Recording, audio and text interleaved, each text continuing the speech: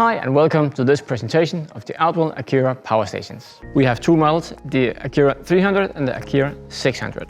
These two versatile models provide you with plenty of power when camping off the grid.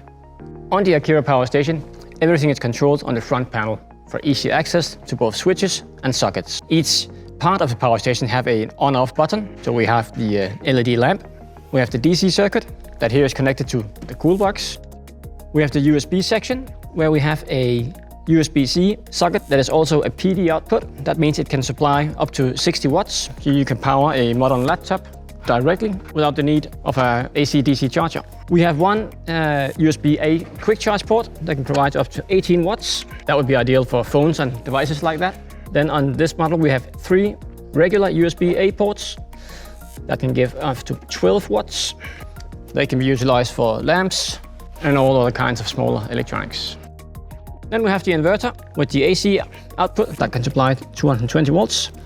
And with that you can use a toaster, smaller oven, and anything else that needs 220 volts. The inverter on the Akira 600 can deliver up to 600 watts continuous and up to 900 watts peak in up to 10 seconds.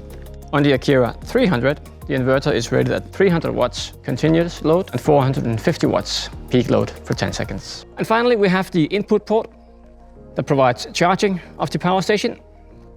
It will accept the DC voltages between 12 and 30 volts. So you can be charged from a mains adapter. You can charge it from your car with a circuit lighter plug, or you can charge it from a solar panel as it has a built-in MPPT solar regulator. On the display, we have a number of informations.